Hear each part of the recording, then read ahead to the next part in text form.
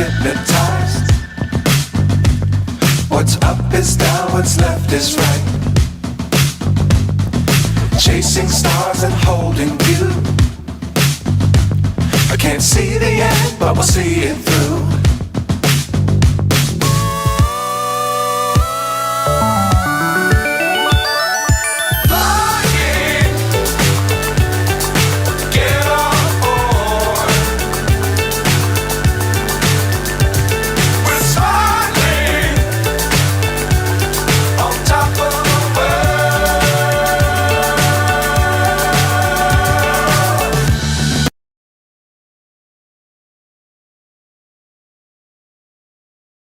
Hello, welcome to today's stream. I realized that the more I kind of do these, the less I'm sort of really introducing myself. So I kind of wanted to do a bit of that today. And I apologize, I'm kind of looking up a bit more. Hello, Jennifer, and hello, Hans Christian Swartz in the chat. Welcome. So I kind of wanted to do a little introduction of myself. My name is Claire, and I'm the ethical tailor. Oh, as you can see, I am a tailor. I do mostly alterations in my day job, and I also teach sewing skills, which then leads me onto YouTube with some demonstration videos and kind of the series that I've been doing on here talking about the dark side of fashion. And then today we're going to actually be talking about art. So as you can see behind me, I've got some of my own art. So that's kind of what I do in my spare time, to sort of wind down from a day of sewing. A lot of people come to me saying that they like to sew because that's kind of good for their mental health, whereas I actually find that painting is good for myself. And today's stream is actually going to be talking to another fellow artist, an artist that's actually exhibiting. I'm very new to sort of exploring my art more sort of semi-professionally, I suppose, as opposed to when I was studying it back at college. So today we have the SB chef, who sort of real name is Samuel. So let me grab him on screen. Hey, Samuel. Hello, everyone. Hello. Wonderful. Cool. So for sort of anyone that that doesn't know your full story, just to let them know that I have actually linked two of the videos that you've done with Jeff, PTS for Life, in the description of this video, so you can always go and look at them for a deeper dive into Samuel's story. Today we're going to be just exploring his artistic side and kind of his life around that, really. Fabulous. So to start, do you want to sort of go into a bit of your art background and kind of where you started kind of until now in a very sort of brief description? Sure. So I have, well, when I was in kindergarten, there were these blocks of these wooden blocks that you would play around with. I'm sure you know what I mean, right? I'm sure you have that internationally in all the kindergarten. By the way, I am from Switzerland. That's where I live. That's where I was born and grew up. And when I was a child, I was fascinated with symmetry. So I would build towers, I would build things like that, arches and all of that. When I was in kindergarten, it had to be all symmetrical, and I was fascinated with that. So I suppose that is sort of the first thing where it sort of started. But then, obviously, I would paint a little bit here and there, but with no guidance really as a child. And then later on, when I moved to England, when I was 13 years old, when I was about 15 years old, we had actually an art teacher come to the school that I attended at the time for just one lesson, and her name was Liza, and she showed us several different art styles. And there was one art style that she introduced, which was called taking a line for a walk. And the whole idea of it was you have your sheet of paper, your canvas, whatever it is, and then you just pick up a pen and you just go for it, and you just make any sort of shapes, very rounded shapes, and then at the end you just connect the line back to the beginning of it, and then you just simply decide what's there, and then you paint it out. And that sort of was the idea of that. Do you want to maybe show that one I was going picture to I say sent? that was the picture that you sent me, wasn't Yeah. it? Let me grab That's that right. up. That's me. Here we go. I'm the good looking one, and the only one you can actually recognize.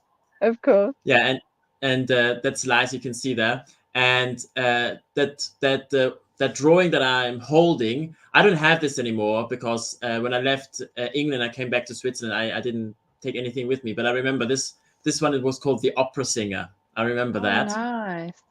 Yeah, and that sort of started my style that I have now, because I was very fascinated by that, and I've been doing little experiments with that, in the sense that I've been listening to music and try to be influenced by music, so by the speed of the music, the emphasis on certain notes, and then move my hands differently according to whatever I'm listening to.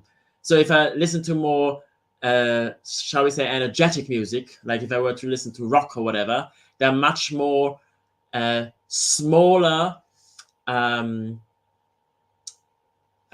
smaller loops or smaller spaces, because obviously I would move faster because the music is faster. And if I listen to, like Chopin or something a bit more low key, my hand movement would be much larger, much more spacious. And so I started to do that sort of thing. And I've been experimenting with different materials. I like to use metals in my paintings, just wood chips, eggshells, anything really, to try to make it more three-dimensional, because it's very flat, the kind of art that I do. There are no shadows, there are no anything like that. It's very flat, very 2D. And with these materials that I use into my art, I try to make it a bit more three-dimensional, as well as obviously convey hidden messages with that. And in regards to any sort of hello there, witness, and hello there, Hans, of course, and Jennifer, and anyone else who's watching. And so I haven't gone to actually art school. I wanted to go to art school when I was in Switzerland, but then I looked at how much it costs, and I thought better of it. And I was actually working in Austria. I am a trained chef. I went to culinary school here in Switzerland, and I was working in Austria in the mountains during the winter in 2019, and then so the season was 2019 until spring 2020, and obviously during that time the pandemic happened, and then I had to return to Switzerland. I was not allowed to stay there because they had to close down the hotel and all of that. So then I returned back to Switzerland.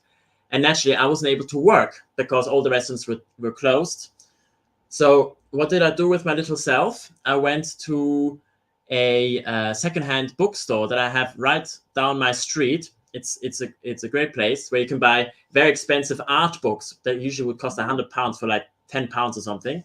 So I decided to sort of educate myself in that way. So I went there and I bought technical art books, which would explain how to paint, the different techniques, how do you make oil colors, what are oil colors exactly, understand the layering of it, because when you paint with oil color, you paint one layer and then the next layer. Why do you do that? How do you do that exactly?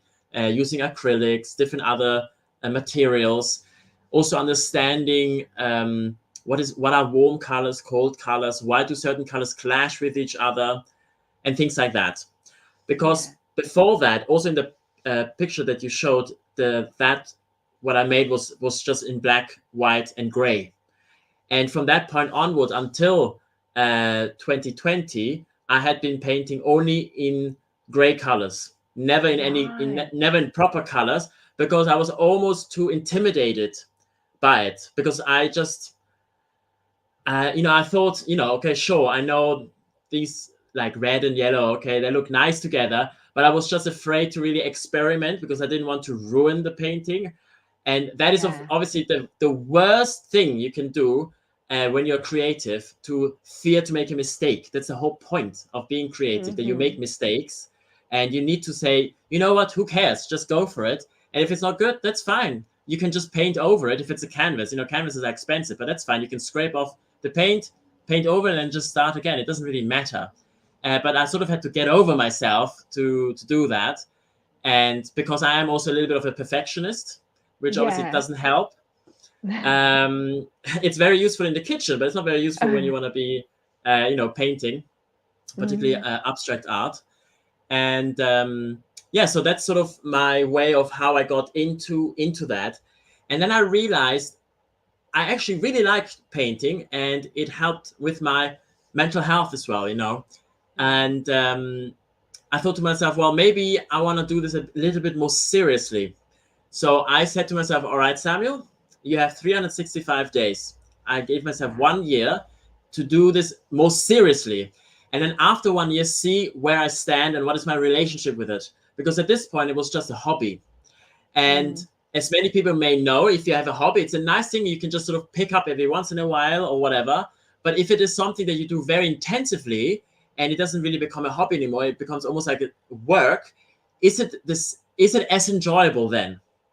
Or does it become work? Is it just only work and you lose the fun out of it because you just pick it up randomly without any obligation? But if you do it more professionally, maybe there are people expecting things. You have appointments. You have an art gallery that demands 12 paintings. These sort of things, like how does that work for me? How is my relationship to art then? Will it change? Will I hate painting because now it's suddenly work in that sort of sense? So I said to myself, okay, 1 year, I really have to be taking this very seriously, which I did. I started an Instagram channel where account, where I would post those things. I went to art exhibition. I exhibited my art. I started to sell art. I started to talk to other artists, to buyers or people who were interested, and just sort of talk about that and sort of try and tip my toe into the art world. And I also made up a website for my art where people can also buy the art and so on and so forth. And so I did this for 1 year. And after 1 year, I realized, you know what, actually, I do very much like this. And so I've been continuing since then. And right now, I've stepped back a little bit from art because of different things that have happened in my family. And because of work, I've just started to work in this new place in January. So it's my 3rd month. And I want to focus more on this so I'm really much more comfortable so that I have the time afterwards to do more art. And I recently also started my YouTube channel. So I'm also pouring stuff in there. But I still have 2 art projects that I'm working on because the problem is I always have to limit myself when I do art.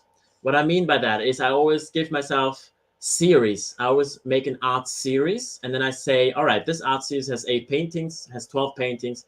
I can only use this material. I can only do it this way or that way to limit myself a little bit because my art is very abstract. It just comes out of my head pretty much. So there's no limit of what I can do rather than realism. If I have a flower in front of me, I want to paint what is right in front of me. The only way you can really change is maybe if you put a light somewhere to change the shadows, and then that way you might influence it, but it's still limited to what is there, right? And with my art, I don't have this physical limitation because it's all coming from up here. So I have to give myself sort of a handicap in a way, giving myself, all right, you cannot do it like this, you have to do it like that. And that sort of helps me to stay focused rather than I like that. painting a painting and never be finished with it, because I'm just like, I just don't know where am I going with this. So I like to define the end product before I start it. it's very strange because it's contradictory, because it's very organized in a way.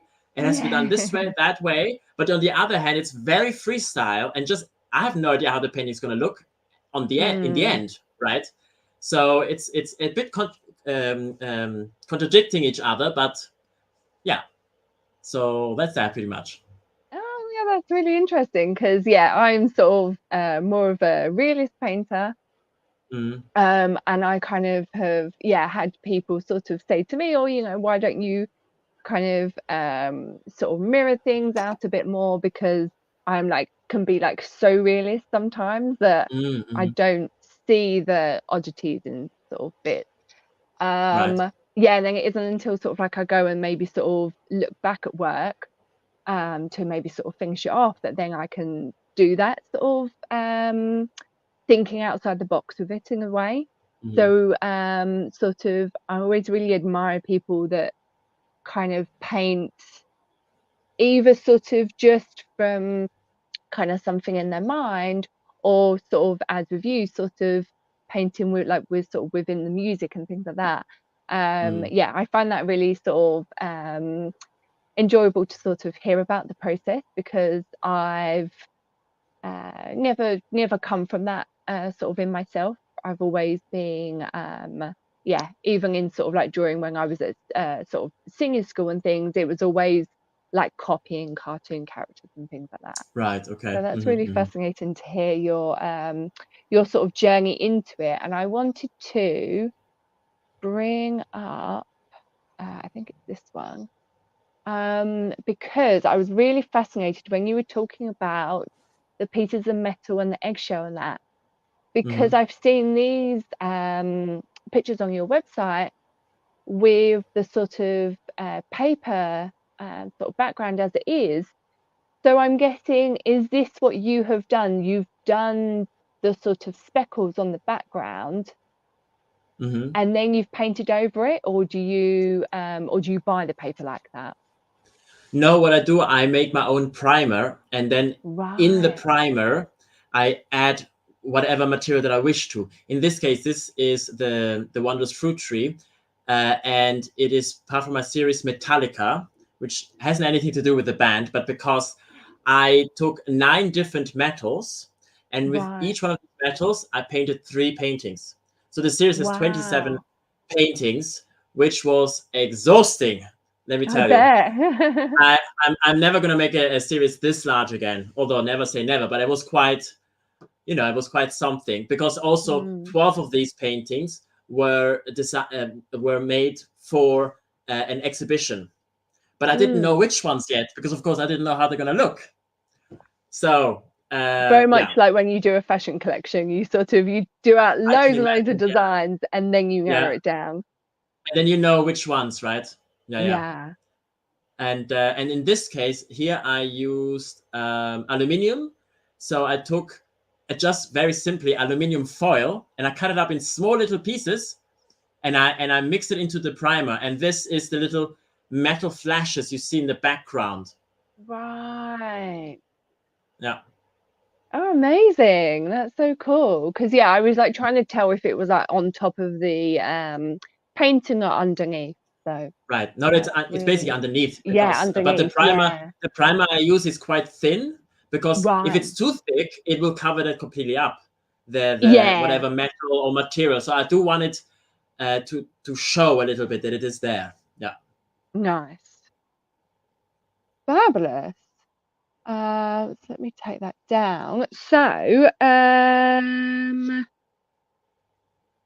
wonderful. So let's sort of in my list of questions, that I'm trying not to be too sort of pragmatic on, but I've got sort of like, what's your favorite art materials and styles? So obviously we have we'll go back to the first picture that I sort of oh no, actually, sorry, there's oh no, I didn't put it on there. That's fine.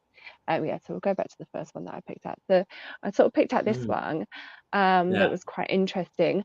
But yeah, sort of so a lot of your paintings seem to be sort of with like acrylic painting. Uh, Yeah. sorry, acrylic as the paint medium. Mm, Um, But would you say that's sort of your favorite, or that's just kind of the one that you're using at the moment? It is my favorite simply because it dries so quickly. Yeah, same. When I first started to learn about painting and colors and things like that, I actually I did one painting where I did all the colors from scratch. I made oil colors, and I just did it not because my intention was to always do it that way, because it's so time consuming. It's quite expensive rather than just buying the finished product. But I just wanted to have done it once. And if you have an oil painting, you have to paint in layers. And the reason for that is because when the oil paint dries, it will, if you didn't paint in layers, well, first of all, you do layers because you want to create certain effects on the painting, but you start the layers with more oil, the first layer, and then the second layer has a little bit less oil, and then a little less oil and less oil. And you do it that way because then while it dries, it has flexibility. It can move a little bit. And if you don't do it the right way, it will crack much quicker. Yeah. Obviously, if you have very old paintings, they will eventually have cracks in it, and that's completely natural. But if you have a painting that's only 20 years old, 30 years old, and it has cracks in it, then it probably is because it wasn't stored properly, of course, or it hasn't had those layers. But if you paint this old painting, it takes years until it's actually dry. Until it's properly dry, it will take years. And which has a benefit in the sense of you can start it, put it aside, start another project, and then sort of pick up the other one and then continue with that one. So that sort of gives you the flexibility of doing that for sure. And with acrylic, that's a bit more difficult because obviously it dries much quicker. But I like to, because I have this tendency of being a perfectionist. At the beginning, I had difficulty to say, all right, this painting is done now. I just kept on picking it up and just making it worse or whatever. It's something that you learn in culinary school. Like if you make a mistake, there are certain mistakes you just leave it. You just leave it. Don't try to make it better, because it will just make it worse, and then you have to start all over again. And so I decided, once I finish a painting and I'm done, and I think to myself, all right, it's fine, let me put it aside, I'm going to look at it later. Then I just put a primer, not a primer, a varnish. I put the varnish on it directly because then it's done. Yeah. And it sort of stops me from wanting to perfect it or whatever. Yeah, definitely. Yeah. I'm a terrible one for that, especially because when I use acrylic, I sort of, because I really like, like you say, sort of oil, for that fact that you can kind of keep working into it. But obviously, it's quite smelly. It's it can be rather messy. So it's sort of harder to use in that way, especially when I work in my bedroom doing my painting. And then I like sort of watercolor for the sort of fluidness of it. So kind of best of both worlds. I use acrylic to sort of try and slow myself down, because I tend to be I want to kind of finish a painting in a day, which doesn't always get the best results. But also sort of allows me to kind of sort of work at my sort of quality of work, sort of overall. So so I really like acrylic too. Just to say hello to Brad. Oh, hello, Brad, there, darling. He's watching at 2 times speed to catch up. Oh, excellent. So also in kind of talking about styles, I brought home my book of Miro. Oh, Miro. Yes. That was obviously who your style of painting really sort of represents to me. So I wasn't sure if that was your sort of influence through your style. If I kind of go through to some others, for your sort of style of painting, or sort of kind of if there was anyone else as an influence, like another artist as an influence. Well, actually, it's funny because, as I said, I've painted in this sort of style, although not with color, since about I'm 14, 15 years old, something like that. And only when I was during the pandemic and I was looking at artists and things like that, did I discover Miro, did I discover Paul Klee, did I discover Kandinsky, and Cubism, and I sort of realized, oh, there's a lot in what I do is I can see that also in there. So I wouldn't say that it's inspired by them, because I wasn't really, I mean, to say I wasn't aware of them, I mean, who hasn't heard of Picasso, you know?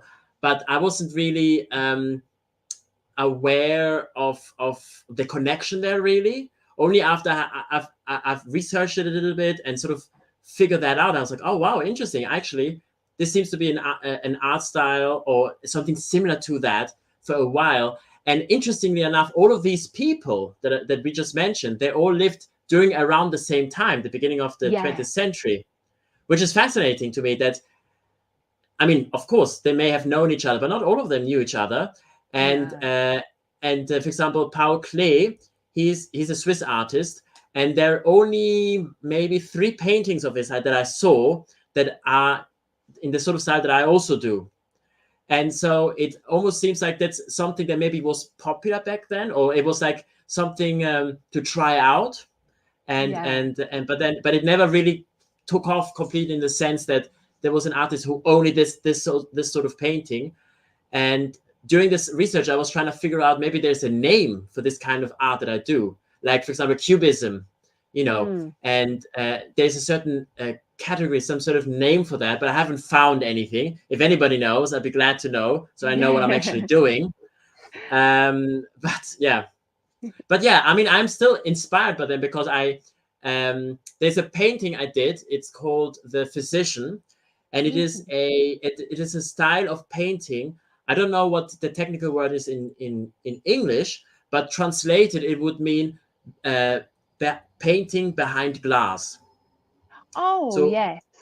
you paint on glass, but the trick is that you have to paint in a reverse fashion, I think because I picked out this one. oh Is yes, this this one the one. one? Yeah, I really This is, like yeah, this for that yeah. sort of 3D effect. 3D effect, and I had it framed. I have a framer which also lives on the same street. She's brilliant, Oh, and lovely.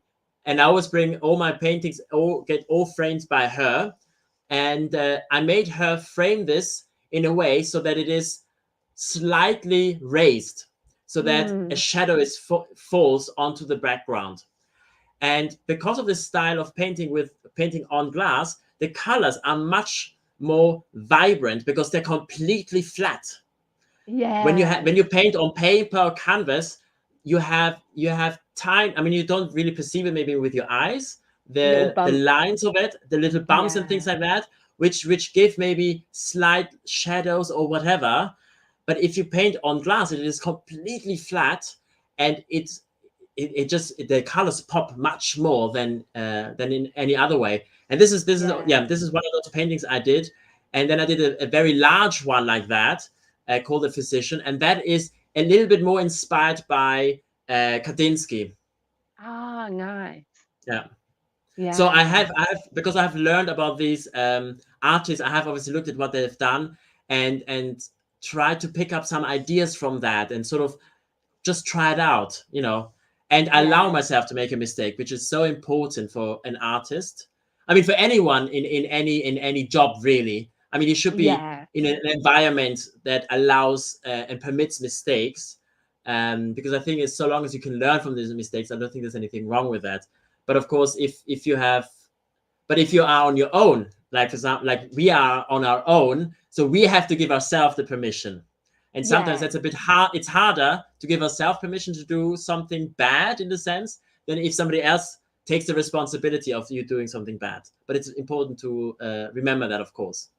Yeah, yeah, exactly. And that's the thing. I think sort of I kind of like with sort of clothing, obviously it's so easy to kind of, once you've sewn apart, to sort of go back and unpick it and then like start Right. again. Hmm. Um Providing like you don't rip the fabric in the meantime. But obviously sort of there is then a difference with sort of how you face that in a way with sort of painting, because it it's kind of, yeah, like you said before, it's either sort of kind of scraping it off if you can, or sort of painting over it, and obviously sort of, which is always seems like such an easy task to do, but actually Mm. to do it to your, you know, like over like your own painting, even if you don't like Yeah. it, it's so Yeah. hard. Yeah. Because you may think, oh, I can still save it. But maybe right now I Yeah, don't know how. Maybe now I don't know how, but maybe later on I know. And then you sort of don't know. As you said, it becomes difficult. Do you want to paint over it, or yeah. yeah, exactly. It's Mm. that sort of how yeah, because even sort of kind of depending on the sort of medium and sort of background that you might be sort of working on as a canvas, might depend sort of how kind of raised that sort of painting is and things like that, Mm. as to, you know, then sort of like kind of what surface then that you've got to work with afterwards. Yeah. But yeah, I think that, like you say, sort of it's kind of, it's part of that process, and it's about sort of learning to work with that process. Yeah. Yeah, so I think that's, it's really nice, and I Mm. think that kind of is potentially sort of why it kind of create, you know, creative arts are quite good sort of for like mental health and things like that, because we sort of go around in life, this is kind of how I see it anyway, you know, like we go around in life sort of being like everything is so black and white, whereas actually sort of when you do something creative and like, and then you make a mistake, you might sort of really kind of curse yourself and sort of think how much of a disappointment you are, but actually, you know, then you just paint over it, or you just take something apart and start again. Yes, you know, it's time taken, but you know, you can always make a change, and I think it's sort of quite healthy to then sort of like think about that for ourselves in our own lives, of sort of how do we how could we have maybe changed something that we did, um and sort of move forward from it in that sort of sense. Yeah. It's sort And of just interesting like and how you learn and sort of, grow. yeah, like how you sort Yeah. of kind of like, where it's only like when I'm like talking to other people about this that I sort of start thinking these things, and I'm like, oh, actually, you know, it's sort of quite um yeah, like all these sort of different angles and sort of parts can come out of these processes. Yeah. So that yeah, I think that's quite yeah, quite an interesting way to go about it. Absolutely. Um so um so yes, so I kind of wanted to touch on, because I know that your art journey sort of started when you were part of Scientology. And Mm. I was just sort of interested, because there's a lot of people whose stories we hear about, and they have been in such sort of like coercive, controlling groups, and how they weren't maybe able to be more sort of creative in such ways.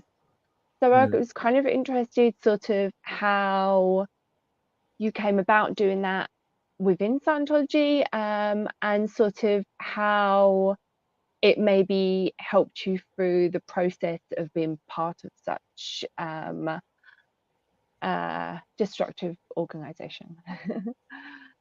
If that's Mm. something that you don't Right. mind going into. No, absolutely, absolutely. That's fine. Yeah. So I mentioned that I left Switzerland to go to England when I was 13 years old, and this was to work for Scientology in the so-called Sea Org. And between 13 and 16, I attended a Scientology school there, which was run by Sea Org members as well.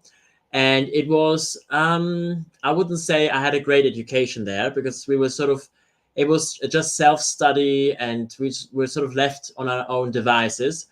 And we had one teacher, and then we had one school in charge, basically. And I don't know if they had any background in education or anything like that. In any case, it was not exactly, I mean, we had mathematics, we had geography and things like that, but it was all on self-study, and I don't think, well, it wasn't particularly great. And when we had, for example, art lesson, it was just sort of like, well, just go in there and just do something. But there was no like direction, there was no guidance or anything. And this with all of the different subjects in school. And then this one time, because one of the students that was there, his mother, this was Liza, she was, I believe, an art teacher, or she was involved in some way with art before she joined the SIOG. And then Right. she was allowed to be there for one day, for one lesson, to talk a little bit about art and so on and so forth, and different art styles. And then that's where it started, where I worked on this kind of art style. And then until I was 16 years old, I attended the school. So every time there was an art lesson, I don't know how often I was a week, probably a couple of times, I would then work on this sort of art, because I felt very comfortable with this sort of art. And I did it until I was about 16. And then from 16 years old, I had to join the proper force in Scientology, in the SIOG, where I would work 100 hours a week. And so I had no time to paint at all. Like during 16 and 20, because I left with 20 and came back to Switzerland, I didn't paint at Mm. all. I didn't do anything like that because I had Right. absolutely no capacity, no time to do anything like that at all. And then only once I came back to Switzerland and I started to work here, I did my military service. And then after that, I sort of realized it took a long time to allow myself to do something useless. And what I mean by Yeah. that is, in Scientology, there's always a lot of focus on productivity, that whatever it is that you do has a purpose. And the purpose in Scientology is to clear the planet, whatever exactly that means, Mm. and to help everyone. So naturally, whatever it is that you do needs to be working towards that goal. And painting, writing poetry, for example, that's not going to bring us anywhere on that goal. So while I was Yeah. working for Scientology, naturally, it didn't even occur to me to do that, because it wouldn't further the purpose of clearing the planet, of saving everyone. And then once I left the SIOG, but I was still very much a Scientologist. I still believed in Scientology. I just left the SIOG when I was 20. Right. So this would have been in December 2012. And then, but I would say in about 2017, by the time 2017, I was able to say to myself, no, I'm not a Scientologist anymore, because I had Yeah. discovered many things about it that, of course, I had no access to while I was a Scientologist. And I came to realize, well, actually, it is all pretty bad. And my Yeah. experience that I had, it was because, you see, I had a very bad experience in Scientology and in the SIOG, as most people probably do. But because you're not allowed to talk about experiences, you're not allowed to have intimate connections with other people. You don't have friends, because you cannot trust anybody, because there's snitching culture. So if Mm. you, Claire, were to show that you're unhappy with your life, then that would mean, well, what crimes have you committed? Because it cannot be that you're unhappy because you're working for Scientology. So you must have committed crimes. So naturally, you would never confine with anybody. So there's nothing like that at all.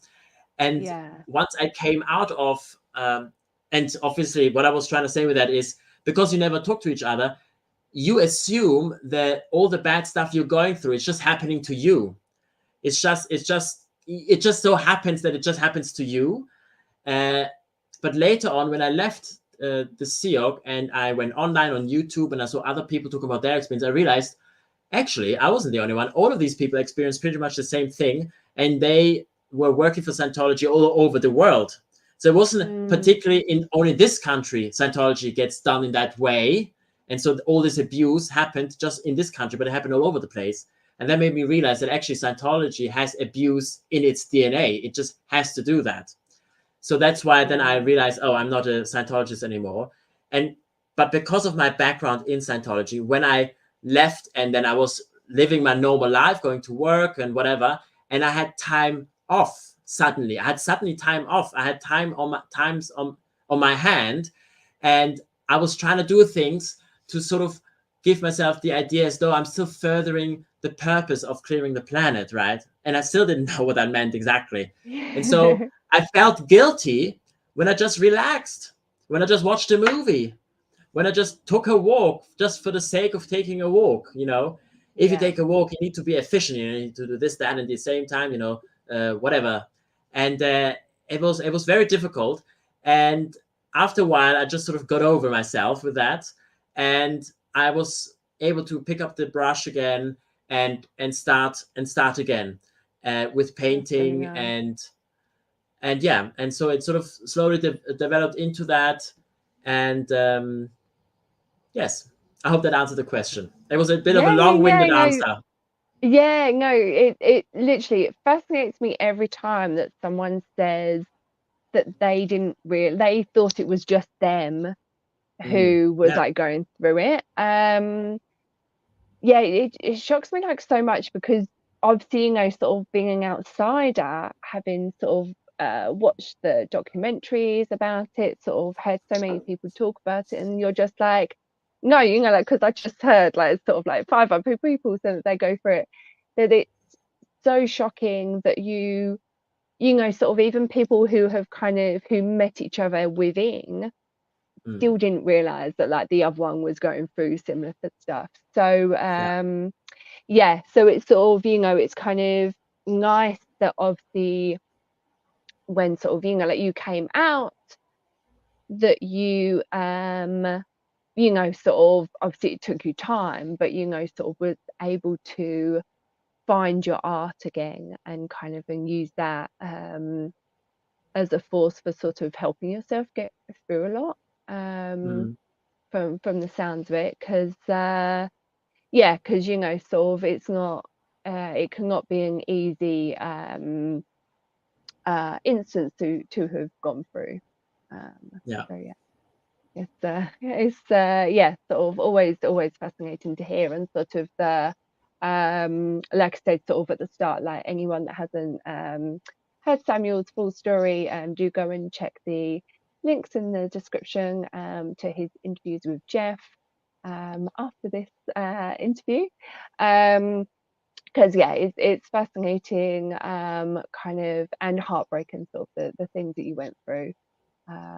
So yeah, I wouldn't wish it on anyone, but yeah, like I say, I'm glad that you've got the art to sort of pull you through that. And Mm, obviously it's lucky for you that you were taught that at a young age, that obviously even though you had those years where you couldn't do anything, you had plenty of time before where you had sort of developed it for it to be able to like be stored in your brain as such, or your mind, for you to then sort of pick up afterwards. Because yeah. and I think that sort of, it's interesting because like when I was looking through your paintings, and it has about like the inspired by whatever piece of Mm, music, and I was like, oh, is that sort of you were listening to something at the time of painting, or was it just kind of like a um sort of an artist that like I hadn't sort of heard about and things like that. So yeah, mm, so it's really yeah, sort of an interesting journey through it all.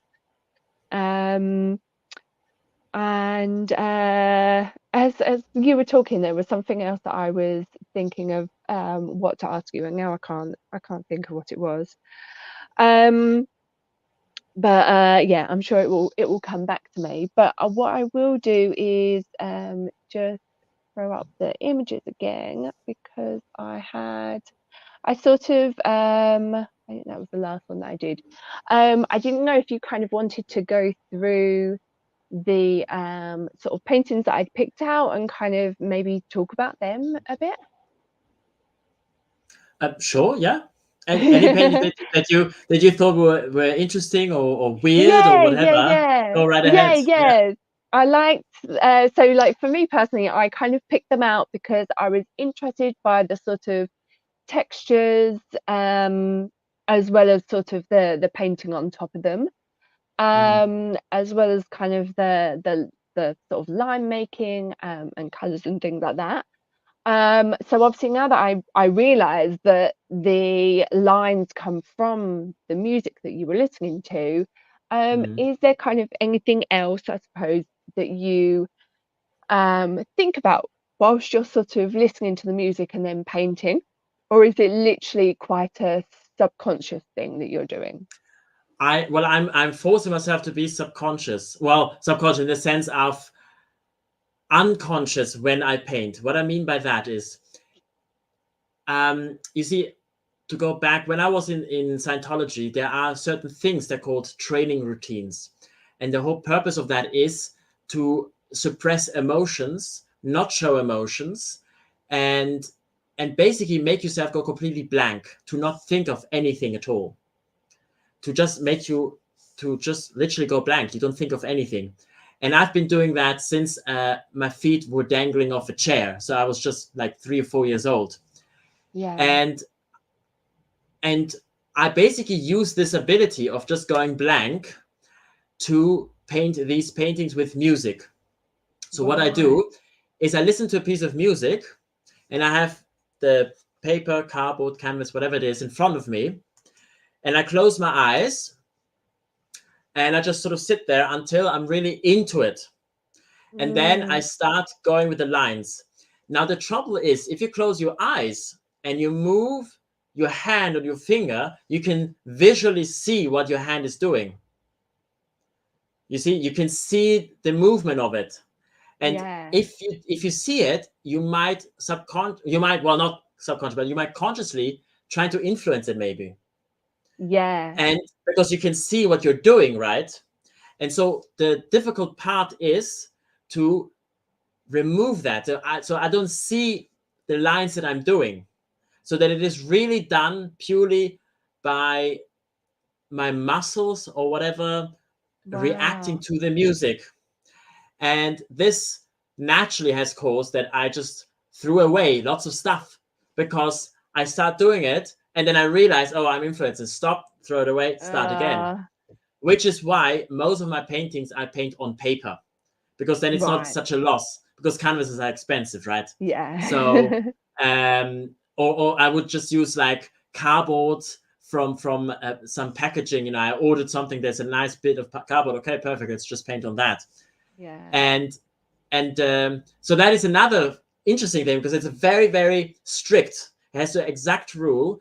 And the funny thing is, if I were to show you a painting and I tell you this is how I did it, you would have no idea of knowing whether this is true or not.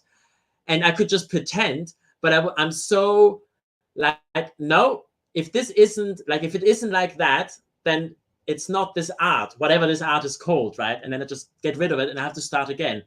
And Yeah. but not all of my many paintings I have done are inspired by music. And I did in the beginning a lot like that, and then after a while I thought, okay, let me try to do it without music, or if with music, I do it with my eyes open, and see what happens if I do decide, as I'm going with my pen, let's move it over here, let's give it a Yeah. little twirl over there, and just sort of try to move on a little bit like that, try different things. And that certainly makes it easier, because then I don't have to throw it away every time. But Yeah. yeah, it was just sort of, I was trying to find some sort of, again, sort of restraining myself, giving myself a limitation of what I'm doing, um, to limit myself of, with the possibilities, so that it isn't so vast. And it's because it's something.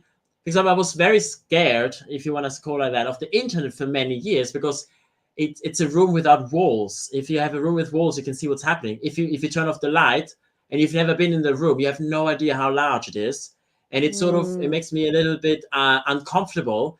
And in the same way with this sort of art, because I don't know where it is going, what is happening with it, and so I yeah. try to limit myself because of that as well. Yeah.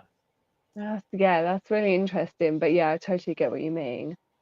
Mm. Yeah, it's like there's sort of too many infinites. So yeah, Yeah. it's sort of yeah, kind of where do you stop otherwise? So I also wanted to find out about the titles of your works. Right. So does that also come out of sort of the images that you're seeing whilst you're painting, or is it just sort of what you see after you've painted? Well, after I draw it, I look at it. I give myself a bit of time, and then I things just start. I just start to see things. It's almost like a Rorschach. I Yeah, just sort of start seeing something, and then the first thing that I sort of recognize, I'm like, okay, this is it. And then I paint it in a way how I see it, in the hopes that others see it too. And yeah, sometimes people do, but sometimes people don't at all. And even after I point out, oh look, this is the hand over here, this is the arm, this is the head, this is the nose. Even after I try to point out, people still can't see it, but I see it. mm, And I mean, that is something I like about abstract art. And when I'm on an art fair or whatever, and I talk to other artists or people just looking at the art, I will ask them, don't look at the title, just tell me what do you think it is, like what do you see in there? exactly. And it's just fascinating, like fascinating what people can see in it, what it means to them. I've heard all sorts of things where I thought, oh my God, I wish I had come up with that. It sounds so much better. And Yeah, it's really interesting. Yeah. But yeah, for me, art exactly.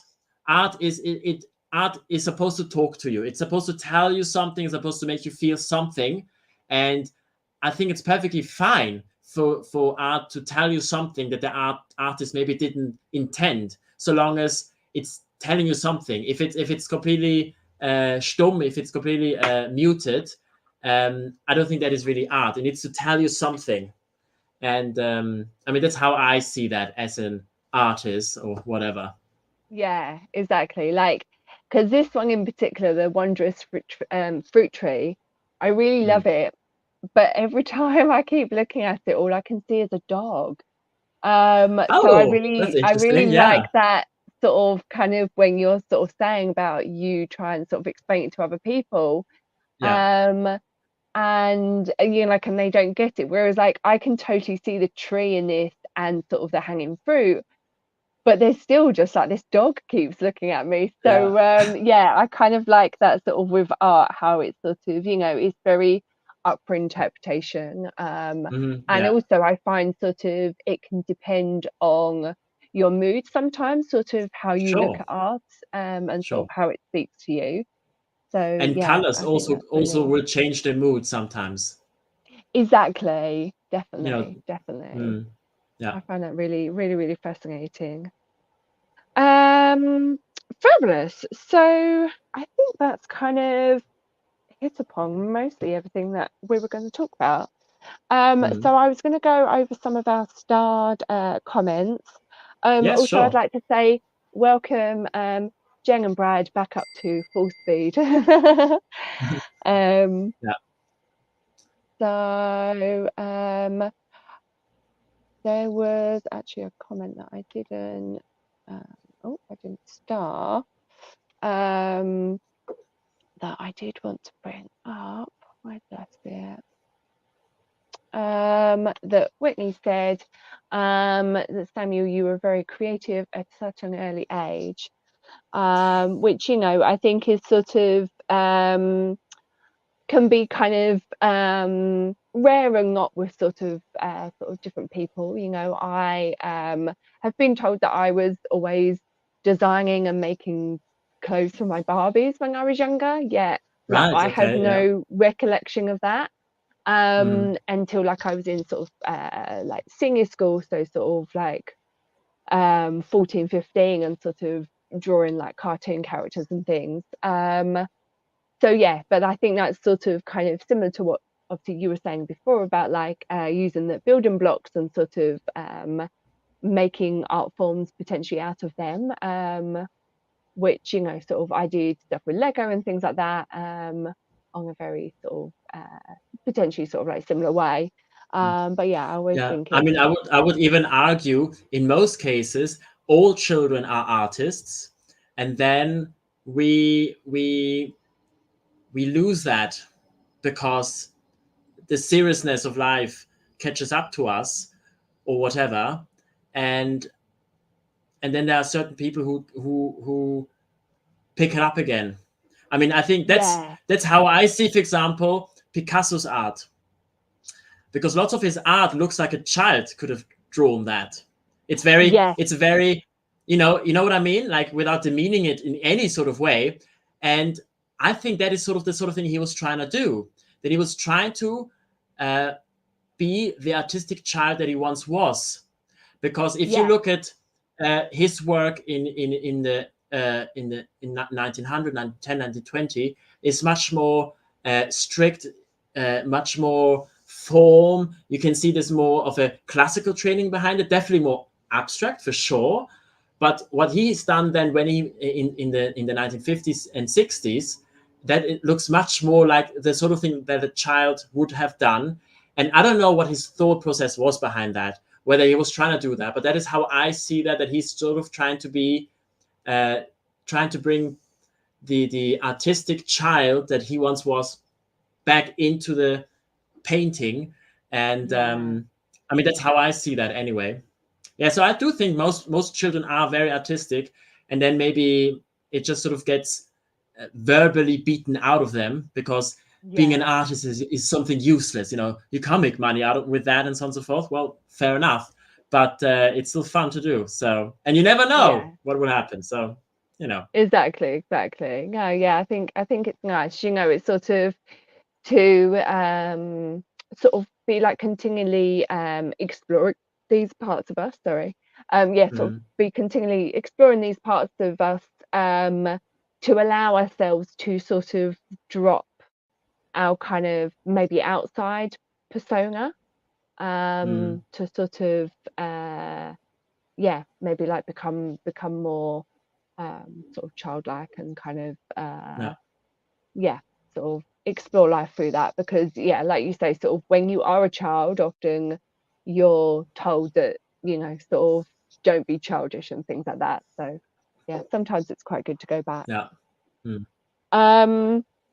So I was just going to bring up some comments that we've kind of had during the show so far, and then we can sort of riff off of them if we want. So Chengfa says, I mean, the the making of mistakes in art and just painting over, that's actually something I struggle with, and that's why I don't draw or paint. Perfectionism, that makes me hate everything I do. Oh no, Jennifer, that's really sad to hear, because, you know, I do understand that. I mean, I myself am my worst critic, and whenever somebody says, "Oh my God, this is amazing," or for example, if I sell art, I sort of want to ask, "Are you sure you want to buy this? You know, are you sure about that?" It's like, but that's very insulting, obviously, because if they like it, that's fine. And even though I get sometimes an acknowledgement of somebody else, and I'm sure, Jennifer, you have gotten an acknowledgement from other people who have seen your art and say, "Oh, this is great," and so on and so forth. I know it's difficult to allow this to you know, for you to receive that and to really take it in, but do try to do that, because I mean, I understand that you always think, "Oh, I could have done it better." Sure, of course. But let's look at where you are now and what you have done in the past. Let's look at how you have improved over time. Because I look at my art in the past, and you know, I look at some of the painting, I thought, "Oh my God, okay, fair enough," you know. And now I look at the sort of thing that I do, and I can see I have improved. It has become better. I still have this imposter syndrome, or whatever it's called, where I think, "Oh, it's impossible. You know, I'm not an artist. I didn't study or anything like that." And so I do understand that, but I do very much hope that you take that to heart, to listen to the people around you who tell you that it is great. They're not saying, like, for example, I would say to myself, they only say this because they feel sorry for me, or you know, they want to be polite. You know, just be very polite about it. You know, I mean, come on, if they like it, they like it, and that's perfectly fine, and just accept that, and try to, you know, it's hard, I know, and I'm sure, Claire, do you have anything like that as well, that you have sort of, you say to yourself, oh, come on, stop, it's not that great, you're exaggerating or anything like that? Yeah. I mean, in particular, actually, when I started teaching sewing skills, Mm, it's sort of, although I studied and I've got a degree in like sort of making garments, um, and I have made plenty of garments before, it's always that thing of I didn't study to become a teacher, so my sort of mm, teaching style is maybe a bit sort of off the cuff and more sort of how I learn. That's sort of how then I right. teach people. Mm, Then equally with my painting, I did study it at college after school and did do it through school. But even at school, sort of, I got marked down on my GCSE because apparently I worked towards the wrong brief because we had so many different teachers during our time. So I've okay, always yeah. have kind of had that in the back of my mind. Plus, I had like a teacher when I was at college that was like, none of us will ever sort of become anything. Ah, So right. it's only been like this past, what, 6 months that I've actually been Mm, exploring it properly, that I've had this set up for me to yeah, explore yeah. more. Mm, Um, because I was always like, I don't have the room to do it, or I'm not, sort of, why would I kind of spend time doing that and things like that? And again, it's like you said, it's finding that, excuses. yeah, and it's like, and Yeah. it's giving Mm, you that time. So now I sort of like, I try and give myself 30 minutes every single day to mm, do like a little bit of something.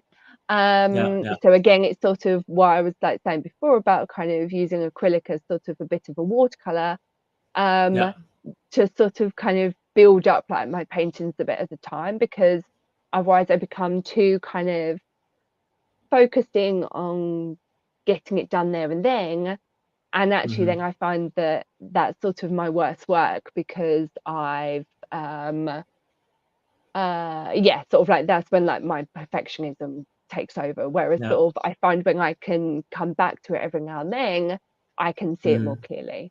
So Yes, yeah, right. so I totally get that. And yeah, to sort of like anyone else out there, I'm like, I would say sort of have a go, even if it's just like a paintbrush and sort of some paint on the kind of canvas, or just sort of like a pencil and some paper, sort of whatever scribbles you kind of make, whatever lines you Mm, create, sort of take that as something, like I'm not a writer, but it doesn't mhm. mean that I just still don't journal and things like that, so it's like Right. we can all Sure. kind of dip in and out of these things and take from it Mhm. kind of what it gives us in a way.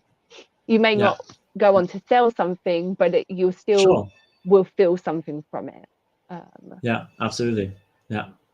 And you don't have to follow certain things. You can just, as you said, take take what you can get from it, and maybe take that and then take another thing and just put it together, or whatever. Do things that the book tells you not to do, and then just try it out, Yeah, Yeah. exactly. Mhm. Um, so then her next comment was, the pressure to be productive is something I can really relate to. I grew up feeling Mhm. that way and being pressured by my narcissistic parents to be that way. Wasn't in Scientology, just a high control environment.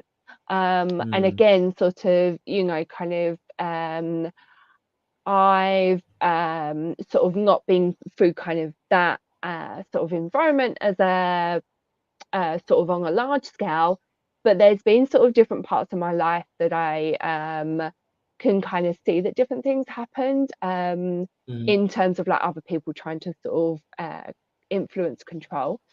Yeah. And yeah, so I think that sort of either sort of kind of me personally, like having gone through situations where either like I need to always like be out of the house, so then I'm trying to like sort of make myself busy in other ways, or kind of having kind of worked on my business whilst also working full time, and then sort of coming to a point where then I'm able to work full time in my own business and then give myself some time off, like the actual days off. Mhm. it Mhm. it's that sort of understanding that it's okay, you know, like sort of you were saying before, it's okay to give yourself time to, you know, sort of have a nap, to have a walk, to you Yeah. know, sort of sit down and watch some TV, you know, sort of you don't have to be on the go all the time. Yeah. Yeah. Yeah, so And I in think fact, that's you will find if you give yourself time to just rest, to have a nap, to just watch a movie, it actually helps with the artistic process for me, or with work in general, because I'm able to just sort of clear my mind for a little bit, doing yeah, something where I don't have to think.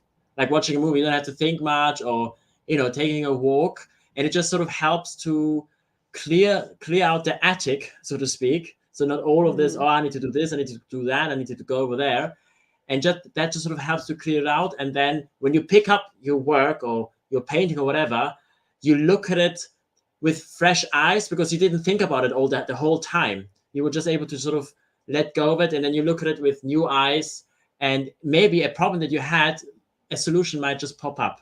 That has been my experience with that sort of thing anyway. yeah. So I was laughing during that because Jennifer's put up that I'm definitely a workaholic Yeah. and that I need to have a Yeah. spa day, It is fun. and that my buy me a coffee should be changed to buy me a spa day, which I would love Yeah. to. I have yeah, sort of like kind of in this new year, I've kind of given myself a spa day once a month. Good. So yeah, so that's kind of something something nice. Oh, and hello, Maya. Hello You'll there. have to go back and watch replay if you can't go back at the moment. But welcome. Do put any questions into the chat. I'm just going to have to run and grab myself a tissue, so I do apologise, but I'm going to put up That's Whitney's Mhm. message as the next one about her own perfectionism.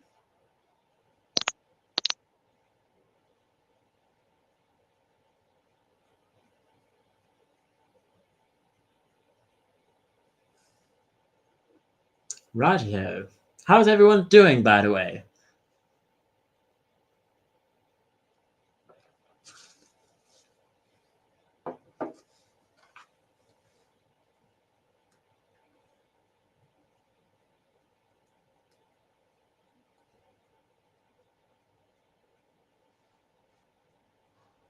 Right, sorry, I knew I'd would do one of the buttons wrong.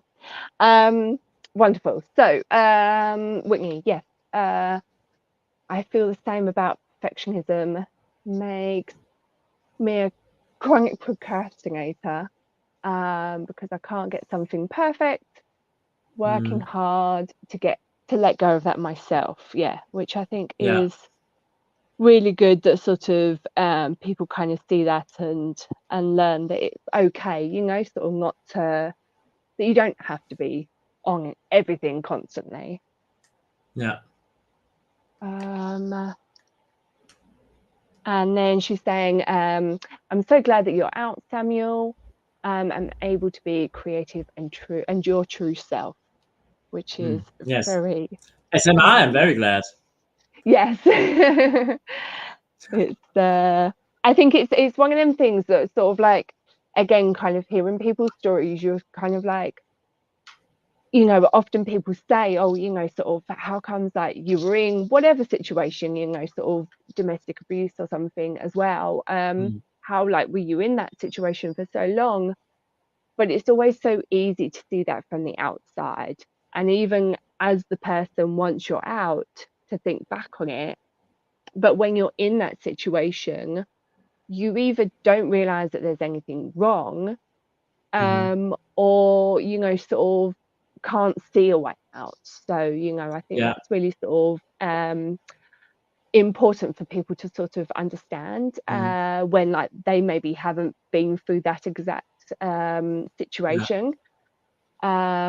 Because yeah, I think it's always so easy to tell someone sort of what they should have done, And yeah, rather than another kind of point, understand. on that is something that I came to realize is that well, you already mentioned that you don't realize there's something wrong because, for example, in my case, I grew up in Scientology as a little child, and so I only knew that. I had nothing to compare it with. I very much lived in a bubble, and I didn't know how normal behavior is, basically. You know, my parents, they treated me in a way as though I wasn't really their child, because in Scientology, you believe you're a spiritual being that is millions of years old, has had thousands of lives, and therefore you have had thousands of fathers and mothers, and so that only your caretakers. So there was always a very strong distance between each other, and so I grew up like that way, and for me that was just normal. It was just completely normal, and so it took me a while to realize that actually what was happening wasn't right. And I didn't realize that when I was there, but I do remember there were certain points where I thought to myself, I don't want to do anything about the situation because I am used to the suffering that I know now. I know this suffering now, and I'm scared to do something that might possibly relieve it or make it worse, because I'm comfortable in this suffering that I know, because I've had this suffering for so many years. I know how to deal with it, and I was scared, not brave enough or whatever, to try something out, because there might have been a possibility that things could have gotten better, but it could also have gotten much worse.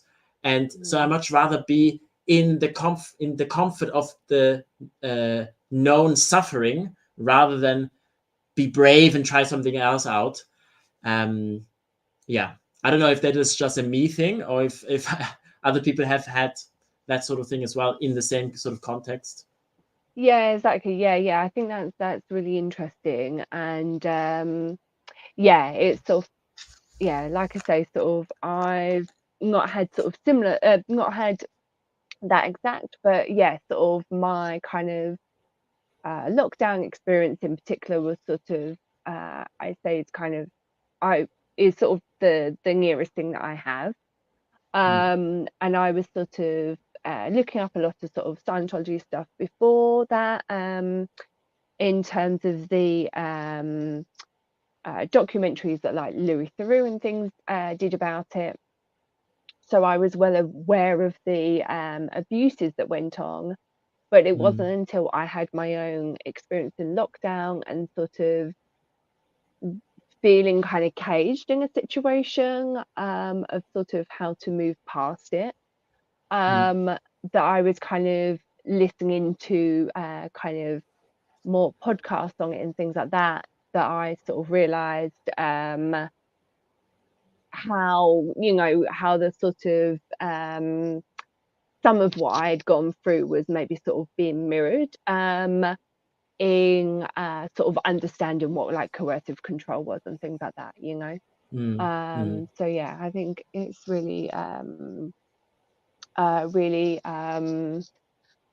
what's the word, yeah, sort of kind of it's easy to find yourself in that sort of situation, whether sort of belonging or not, but yeah, I think the thought of being born into something is a lot more obviously terrifying, because yeah, like if you don't know any different, then why would you Yeah, even think to leave, because you don't know what else is out there, in particular in an organization that's telling you that everyone else is evil. It's right. sort of, Yeah, yeah. yeah, it's very heartbreaking. Mm. um On a lighter Sorry. note, somebody asked. Yeah. On a lighter note, Jennifer asked what kind of tea I'm drinking. I'm drinking lovely Oh, chamomile tea, by the way. lovely. Nice, Yeah. nice. She's also, which I was going to bring up, she asked a question earlier, for the chat and Samuel, not myself. I feel very offended, Jennifer. How um, dare you? How very dare you? do you feel more at ease with relaxing and chilling now? Yeah, definitely. I mean, now I can do it without feeling guilty or sort of Yeah. double, question myself or whatever. I mean, sometimes I think to myself, well, I really should be doing that. But I just sort of say, okay, well, I'm going to allow myself an hour of Yeah. whatever it is that I want to do, read a book or whatever. And then afterwards, I'll do whatever I have to do. I definitely, I can deal with it much better. And yeah, definitely. And yourself, Claire? Yeah, I was going to say sort of, I think that kind of given myself the sort of time of like, I have to do at least like 30 minutes of painting a day. Right. Yeah. You mentioned Yeah, that. sort of again, sort of helps with that sort of, it's okay, you know, like to give myself that time. And kind of often with that, either I'm watching something on YouTube or like listening to some music. I've been trying to get back into listening to music because again, I find myself sort of getting in these like rabbit holes and sort of I will kind of binge watch things and things like that. Right. Yeah. In kind of sometimes like a bit of a destructive way, in that it kind of maybe sort of takes over my life a bit too much. So and music is something that I really have been neglecting with myself. So I've been trying to sort of listen to that a lot more. So sort of mirroring that like when I do my painting, and then yeah, it kind of sort of gives myself some like headspace from everything. But yeah, sort of, and then like sort of the big days when I kind of I go on my hikes with like sort of an organized group, and they are sort of happen like maybe like twice a month if I can.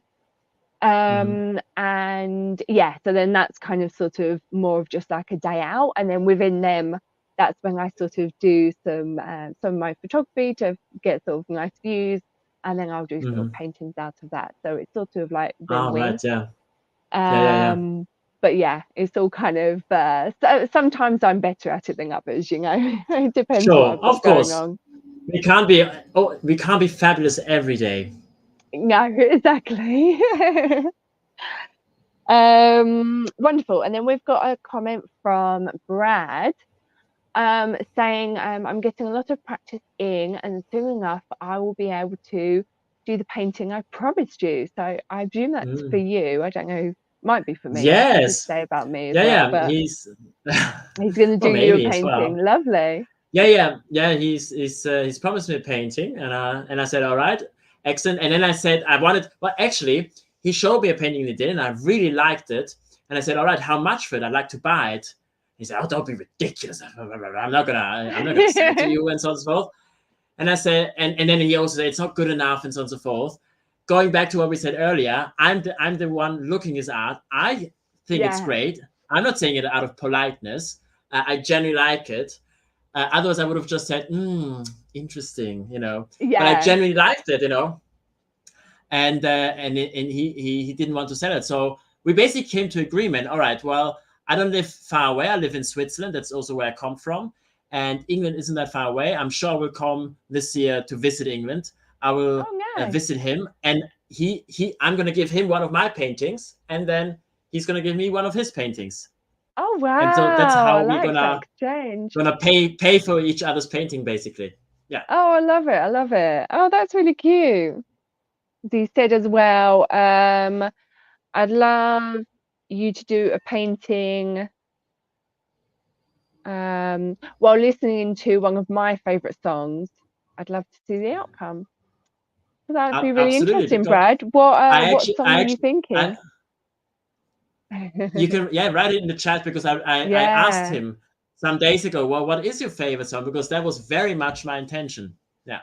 Right. Very nice. Yeah, that'd be really interesting to sort of kind of see that outcome as well. Witness said yes to painting swaps. Well, really that's what artists did in the past as well. Yeah. And just one from Maya, she's put, Samuel, are you German or Danish? And I'd like to say neither. Yeah, exactly. Swedish. I'm very much Swiss.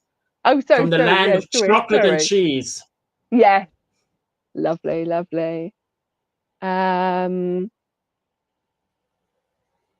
I will put it back in the chat.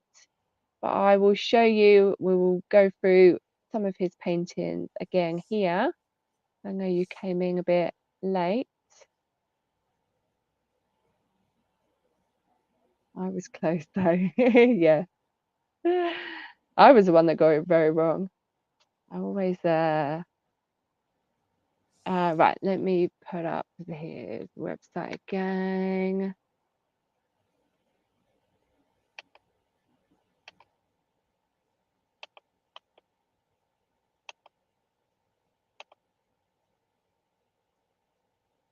There we go. Oh, we have an answer.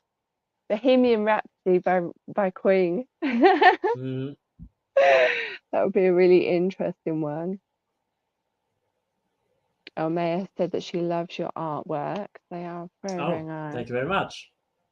There were some that I didn't quite catch when we were going through the other ones. Oh no, maybe I did get them. Well, you Oh, still here we have the go. one from the thumbnail.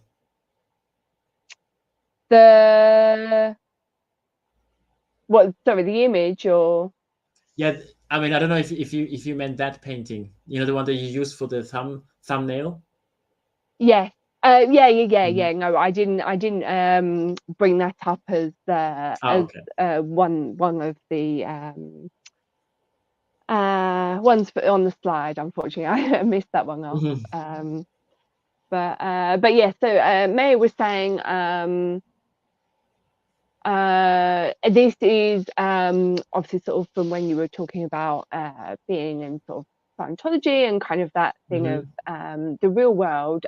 She says that she can't wrap her head around the feeling of not having the real world to compare to.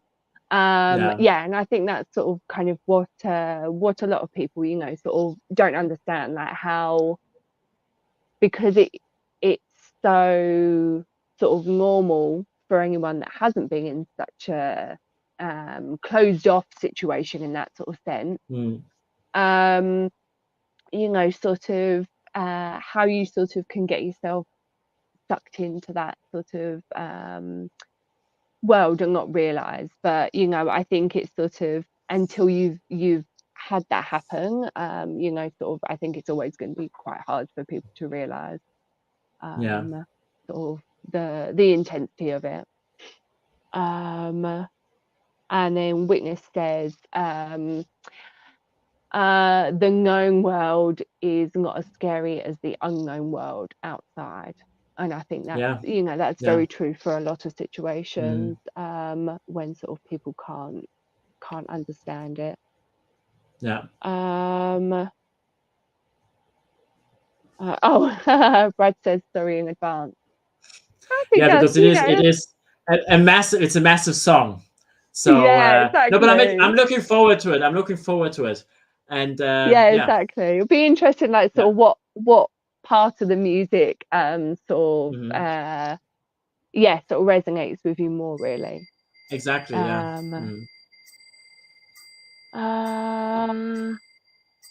Yeah, and then Maya says that people born in have the hardest time leaving, which is very true, you know, and it's sort of and I think, you know, it's kind of what is so shocking about people that kind of leave who join who are not born in, you know, because it's sort of you know, like being on the outside, like we can see all the terrors that happen, but you know, they still weave their web with the few people as well. So Yeah. it's one of those.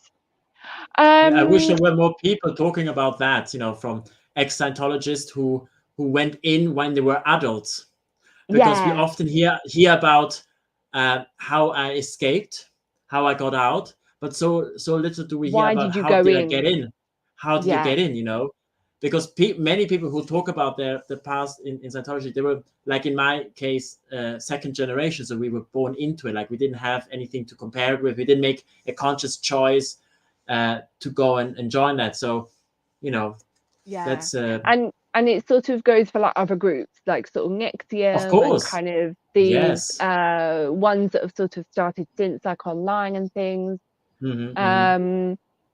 that it's sort of what makes people kind of join those, and also Yeah. sort of join for so long. Mhm. I actually sort of so my kind of tipples with a few things like that is that there's a girl that I knew for quite a while through the sort of sustainable and kind of small business sort of sectors.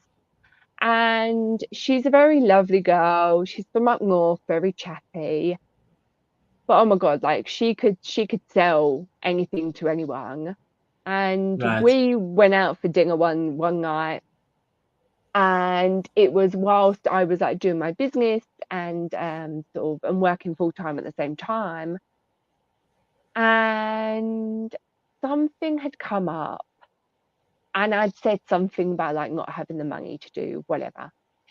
Mhm. Um, I can't remember if it was like something particular to do with my business or something else. Anyway, we went out for dinner, and she's talking to me about, oh, sort of, I'm doing this, like selling this stuff with a company called Arbon. And I was like, oh, Mhm. okay. And she's like, oh, sort of like, because like, if you don't have much money, then like it's quite quick to sort of earn some money, blah, blah. And she sort of explained it to me. And she kept going on Mhm. about wanting some car that, she would be on like the next level to get or something like that. And Right. I didn't Okay. really Okay. sort of think too much about it. My Mm. grandma has always done Avon, and so when I sort of had tried a bit of that, I didn't quite get on with it. But I was like, sort of this is like meant to be sort of eco-friendly stuff, and I was like, sort of I'll kind of give it a go, if anything, just for like me to get like discount on this product and sort of use it. Mhm. Yeah. So I sort of got it, and then like I told like a few friends about it, and they all sort of kind of poo-pooed it, and they were like, no, no, no, we don't want it. And I was like, oh, just get your discount sort of thing, not even really thinking about the fact that when they buy, I get something from it. Right. Yeah. Because That is equally a I wasn't commission. thinking about, yeah, and equally I wasn't thinking Mhm. about when I buy, my friend was then getting stuff from me. Yeah. But Yeah. she was, and she kept saying to me, and she was like, oh, like you need to do a party next, you need to do this. And it was all like sort of like the party pack kind of that you would get was, X Mhm. amount of hundreds of pounds. And I was like, I said, but like when we spoke before, like I said, I didn't have the money to do whatever. Yeah. Yeah. So I still don't have the money to buy this stuff to like, to do this party that like you keep pressuring me to do. Yeah. And But she was because like, she's selling it as an investment, probably. Like if you pay, yeah, well, you might pay now £500 for it, but once you sell it all, you're gonna end up with £2,000 or whatever. yeah, Yeah. exactly. And Yeah. because I'm, I was sort of kind of full like so far, but that she like when people sort of put that kind of pressure on me, I'm just like, I kind of zone out, and I'm Mm. like, no, no, no. Mm. Yeah. And Yeah. I Yeah. was just like, no, because I'm not a salesy person, sort of she's very, Mm. very much in Yeah. that. And I was like, I'm never ever been that. So, sort of it's not going to work for me. Um, and I just like sort of didn't speak to her for ages. I stopped getting this stuff Mm. because actually then I did some more research into it and found out it wasn't actually as eco-friendly as what she was making out. Um, Mm. and yeah, then she eventually came back to me like maybe a year later or something, and was like, oh, I've just I've just found out that like that thing I was doing was like a pyramid scheme and all this that and the other and an Mm. MLM. And I was like, and it wasn't very eco-friendly. And I was like, yeah, Yeah. like I did Yeah. kind of, although like I never sort of said it to her in that like, maybe this is a bit of a scammy thing, but I was trying to be like, sort of a nice kind of You're back her polite away and about be it, and like, yeah. Yeah. maybe it's Yeah. not, Mm. maybe it's not like all Mm. that you're sort of making out. And she was like, but she was like proper in, like she was all like going to the conferences and being like sort Mm. of Mm. really wanting to get this car. And I was just like, can't you Yeah. like see, like how do you think you're gonna like that they're just gonna give you away some car, so it's sort of Yeah. in terms of things like that, sort of I understand very well how easy it is, because she was such a good, she could just talk you around doing anything. And it sort of shocked me in a way, sort of how easy it was, that she kind of did that to me, even though sort of, you know, I didn't spend all the money and do all this, that, and the other. You know, I still kind of brought into it. So it's sort of, it unfortunately has made me a lot more skeptical about a lot more people. But yeah, I try and sort of kind of go into a lot more sources before sort of making, like, to like do my own research, like before making a final decision on anything. But yeah, so it's sort of that kind of interest of, I suppose, kind of sort of how much it sort of quickly sort of people let down their defense on that sort of like when someone is kind of talking them around to it, because I think it's yeah, sort of like sometimes a bit, we think, you know, sort of like so many people always say that they will never get caught out by these things, but I'm sure, you know, they've probably all have been sucked in by something like that, you know. You know, an advert to buy something, you know, that's exactly the same thing. You might not be part of a unknown cult, but, you know, sort of like fast fashion is, as I kind of say, is a bit of a cult in a way, in that sort of we are led to believe that we need to keep buying these clothes, yet you know, do you really, like, sort of kind of when was the last time that you threw something away because it actually had a hole in it, versus when was the last time that you sort of gave something away because you like it still had the tags on it or something like that, you know. It's sort of, we kind of forget those things absolutely. often. And intelligence has nothing to do with being sucked into a conversive what's the word, coercive control. Coercive control group, pyramid scheme, or anything like that, because they're trying to get you when you're vulnerable, when you need something, when you're down on your luck or whatever, and then that's how it often starts. They try to sell you a piece of blue sky. They try to sell you something that, you know, apparently will make everything better, but you just have to invest here. You just have to give us your time. You just have to do this and that and that, and maybe eventually you might get there. And they will gaslight you and telling you, oh no, we never really said that, you know. And you know, when you say, well, didn't you tell me, didn't you promise me this, that, and the other? And then they will gaslight you and say, oh, we never said, we only said you might get to that point, and so on and so forth. And it just goes on and on and on and on, and then, you know, it can get pretty bad. Exactly, that's the thing. And it's sort of, you know, I think it's important that we don't sort of berate ourselves for getting into such situations, but equally absolutely. to understand just how easy it is, and maybe look at us for ourselves for maybe why that was easy for us to get into it, you know. It's sort of reflect kind and see. You know, sort of like it's what I sort of went through, like even like sort of when I kind of, she did that to me, I sort of realized that I was you know, sort of I wasn't doing that extra homework, that extra sort of due diligence on myself, around sort of kind of what people were telling me and things like that. So yeah, so I think you know, we can always kind of learn from these things. Absolutely. I wanted to say hello to Chad, who has just joined us. Oh, hello there, Clearwater Chad. Do check the replay, Chad. And thank you very much for reminding people to hit the like button. Marvelous, yes, that's right. Hit like and subscribe. Yes. And actually, I realized, because I didn't actually realize that you had a YouTube channel.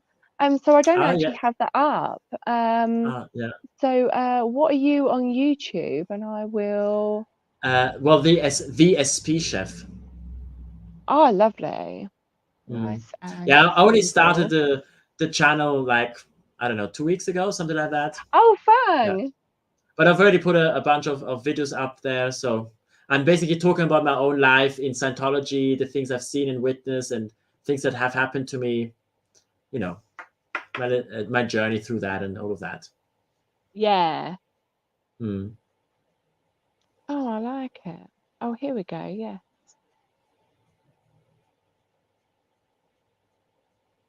Oh, I'm going to subscribe. Yeah. Oh, I need to sign in. Okay, I will do it afterwards. Sure. It's always the way. You're not signed in on the computer. Right, there we go. Let's put that in the chat. So everyone, please go and subscribe to Samuel, the SP chef. I was looking up before, and May was saying that she was always dragged into a cleaning product pyramid scheme. Yeah. Thank God that she's not into cleaning, which is kind of funny.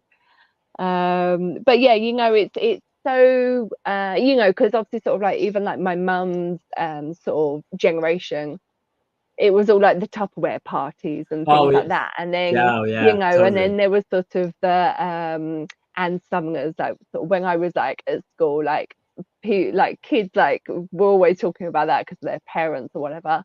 And then obviously like from that, then like you get like Avon as well, which obviously have always been like, oh, we're not like a pyramid scheme, Yeah. but obviously there is always something like that, to it. Yeah. And even in Um, Scientology, there is this pyramid scheme, because yeah, in the sense of if you bring somebody new into Scientology, you sort of become their buddy in a sense. And for the rest of that time, when they do anything in Scientology, any courses or anything like that, you get a small percentage of that. And so it is, of course, part of your interest to get that person to spend as much money as possible there. yeah, And if you're good at that sort of thing, you might have 100 different people that you got into Scientology to do courses and things like that, and you can generate a nice little income by doing that. At least I that was bet. at the time when I was in 2012. Yeah, I don't know if it's still now. In theory, it should mm, be, because it is policy. Policy meaning it is written by the founder, Aaron Hubbard, and whatever he writes to do, you have to do.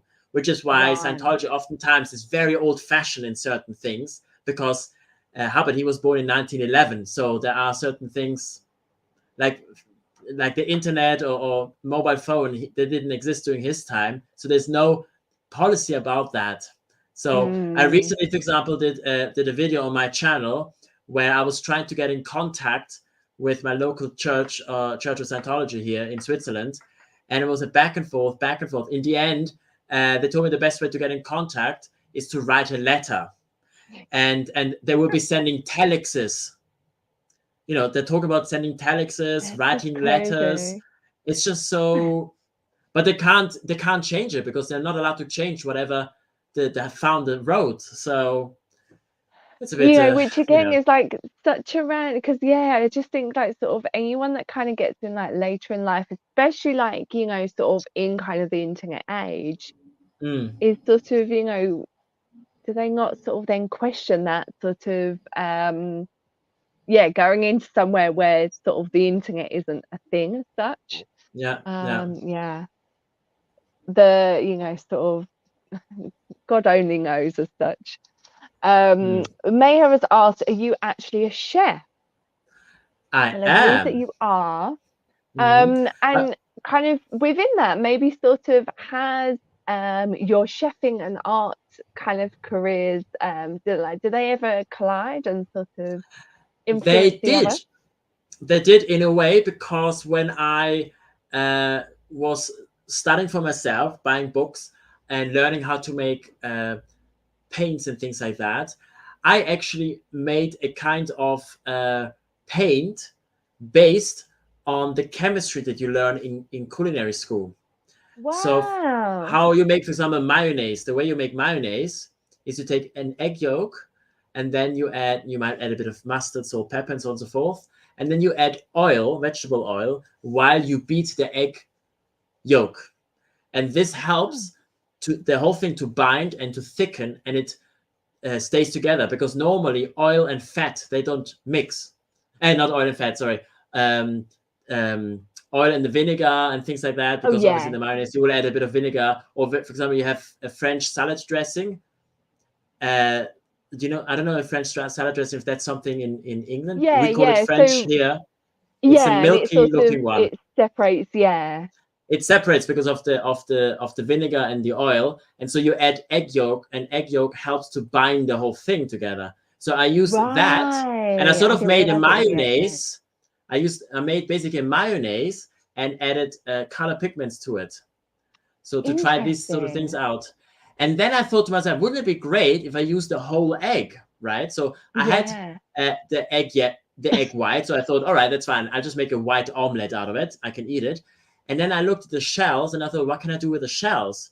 And then I just ground them up in a very, very, very, very fine powder to use as a white color pigment.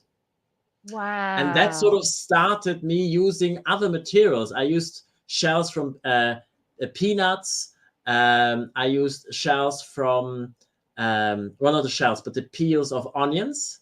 Because Oh when I was a yeah. child, for Easter, we would color eggs with Yeah, using the onion, dye.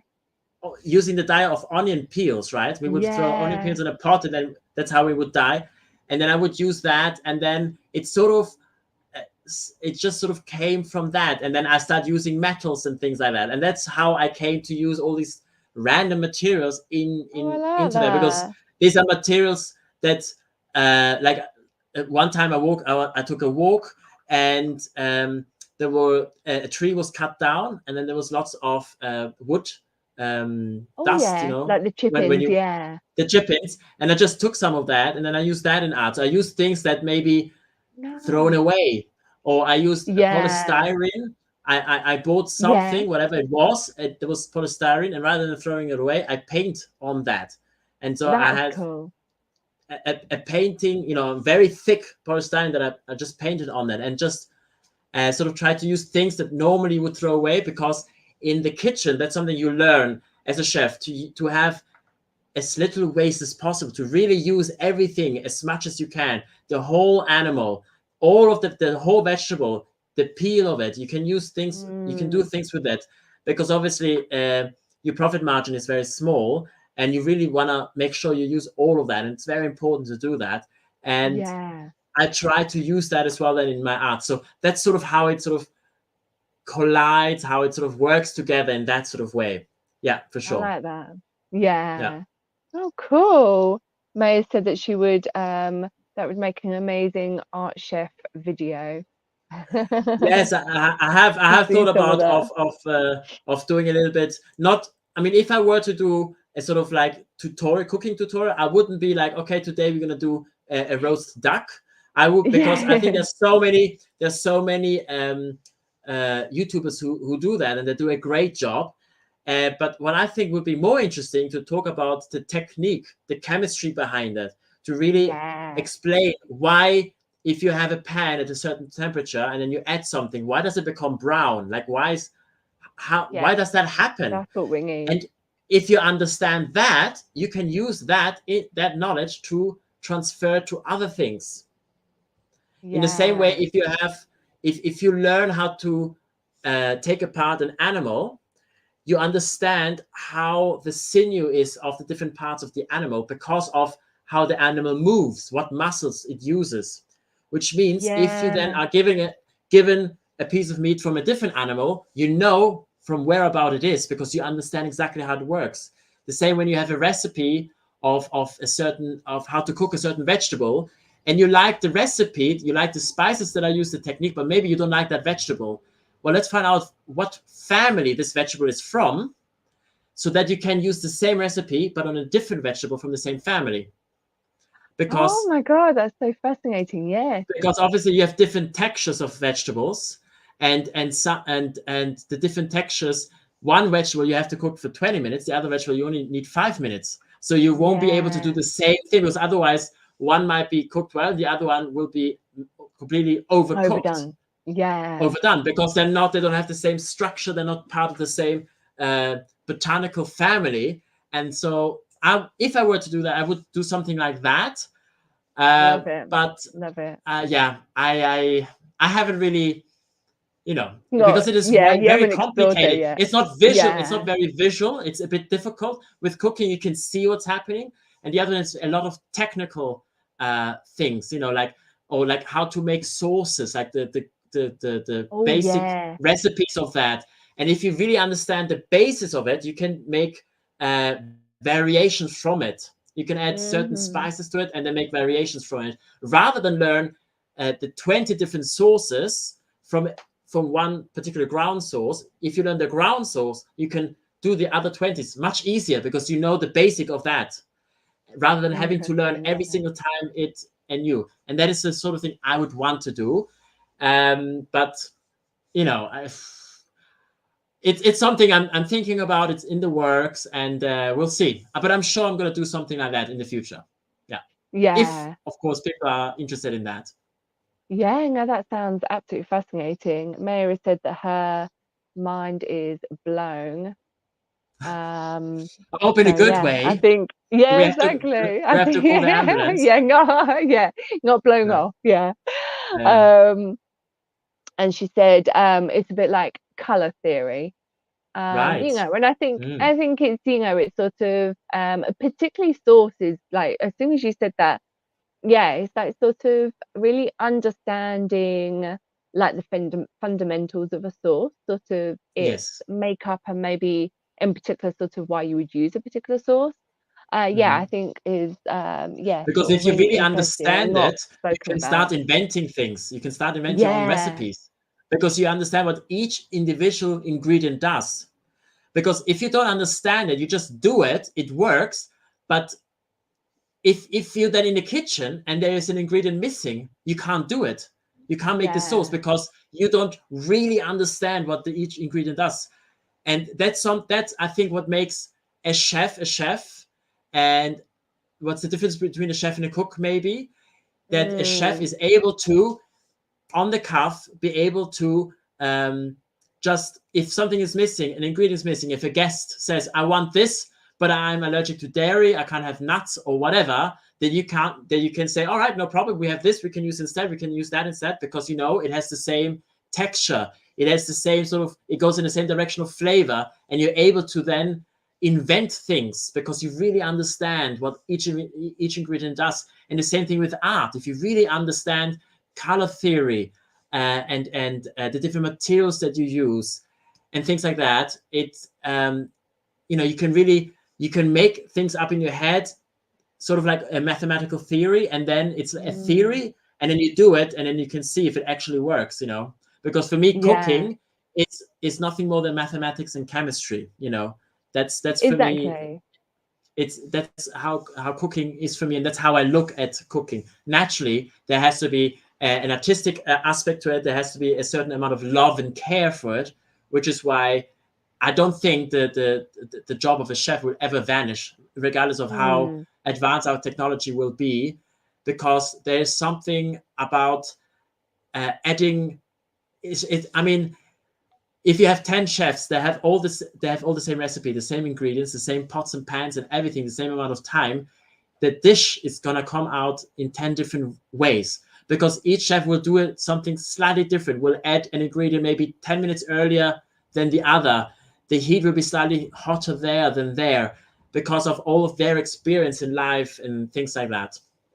yeah, definitely. Yeah, I think that's yeah, really, really interesting that we're sort of gotten onto sort of cooking side of things. But Yeah. then also sort of linking it back to art. Mm. And even sort of as you said that, I can see it's the same with how I think about sort of constructing a garment, in Right. the pattern making is very sort of mathematical, and you Mm, have to mhm. be very precise. But sort of once you get that fit block, you can kind of turn it into whatever you want. But it's sort of understanding the fundamentals of how a garment is put together and then sort of how it looks 3D. Yeah, sort of you can then sort of look at how to sort of deconstruct it and sort of change the styling of something. So yeah, so that really resonates with me, that you can kind of see that with cooking, and I can see that with sort of sewing and garment construction, but then And I can equally imagine sort of that, bring it back into art. but I can imagine also, for example, if you make a garment and you have different kinds of materials that you use, that they will act and react differently to heat. For example, if you wash it, it might shrink. So maybe the stitching, I mean, I have no idea, but I'm assuming that the stitching has to be done different in a way to compensate for if you're washing it, if heat goes onto it or something, that the stitching works with it rather than restrain it, and then might be, something happens like that. So that's also, you need to have a lot of technical understanding of that sort of thing to be able to really do that. Yeah, particularly when you're sort of kind of molding like two different types of fabrics together, like sewing them in one garment, or sort of the way, sort of the direction that you cut a garment on the cloth will sort of change then how it sort of reacts again, like sort of like you say, sort of when you wash it and things like that. So it's sort of, it's interesting. It's sort of, the more you kind of delve into these subjects, the more you sort of realize how they all kind of sort of weave through each other in a way. So yeah, it's really interesting. Well, thank you so much. It's been such a fascinating chat, and really I feel interesting. like we can sort of kind of delve into more about sort of art styles and things at another time. But if anyone else has got any questions, you can pop them in the chat. Otherwise, we will wrap up for tonight. Thank you so much for being here. And obviously, sort of, if you have anything else that you want to sort of add, Samuel, sort of do. But yeah, I've got no other questions. You've sort of answered a lot within all of this. Yeah. Thank you. Yeah, well, thank you very much for having me on. It was a fascinating chat. Also interesting questions from the chat and from yourself. Oh, thank you. Yeah, I'm this is my like imposter syndrome, is kind of doing all this stuff on YouTube and things. I really like sort of educating people, particularly around the sort of fashion stuff, and obviously that's kind of where I feel more at home. But this kind of delving into art stuff is really, sort of, obviously it's another kind of passion of mine, and I really enjoy it. So so I really, appreciate obviously Brad for reaching out to me, and then you reaching out to me from Brad's chat. So sort of, I really appreciate it. And obviously, if anyone else wants to come on and have a little chat, then do get in touch, and we can sort of arrange that. Oh, bless me. Getting a happy spot. Oh, thank you so much. But yeah, I get like super nervous doing this sort of stuff. Even though me too. Me I may too. not, Stage fright slightly, but yeah. But yeah, it's so nice, sort of, obviously when you're chatting with someone that's so nice as yourself, Samuel. So thank you so much. Stop And it. obviously and obviously all of our lovely people in the chat and replay crew, love you. And obviously I always get told off by Jem for not saying I love everyone that's in the chat as well. So thank you all so much. We need to have Brad is saying we need to have an artist stream, 3 or 4 artists. You know what, it is hard enough for me to keep up when I do the one with Maya and Heather on a Monday. So, sort of, I kind of like it one-to-one. Yeah, me too. Me too. Yeah. Yeah, because particularly when you Um, have 4 artists, they're all a little chaotic. I mean, artists are a little chaotic all over yeah, the place, and it's sort of, I think with 4 people or more, I think could be, for it me, a gets little overwhelming. yeah, Yeah, definitely. Yeah, I'm very sort mm, of yeah, you know, sort of kind of I've not been sort of kind of tested for ADHD, but I do sometimes kind of those sort of environments kind of bring out sort of tendencies like mm, that. sure, sure. So yeah, I kind of find it hard to concentrate sometimes. I mean, it's hard enough kind of doing kind of this with you and then sort of like looking at the chat and things like that. So Yeah, yeah, yeah. Mm. thank you. Thank you to everyone. And Witness says, great discussion. Thank you so much, Witness. Yeah, thank you for watching. Wonderful. And I'll just put up my little banger to make sure that everyone has liked the stream, and do go over and check out Samuel's channel. I will also put that in the description for anyone that hasn't been here in the live chat. And yeah, so please do go and subscribe to both channels if you so like. And yeah, we will see everyone next time I do one of these. That's I'm right. actually, what I will say is next weekend, I believe we're going to do it. I'm going to be chatting to Jennifer about her sort of past with fashion and clothing and kind of her relationship in that sort of sense. So yeah, so that will be really fun. So do check out for when that stream is going to be up. I'm going to be doing a Monday stream on Monday, but Maya and Heather may well. So do check out, sort of go and check them out for whether they do a stream. But otherwise, I will be back on Wednesday with Whitney for our Dark Side of Fashion, where I believe we're going to be tackling wool, but I will confirm with whatever the thumbnail is that I put up. So yeah, so I will see everyone then. Thank you so much, Samuel, Thank and you for we having me. will say goodbye.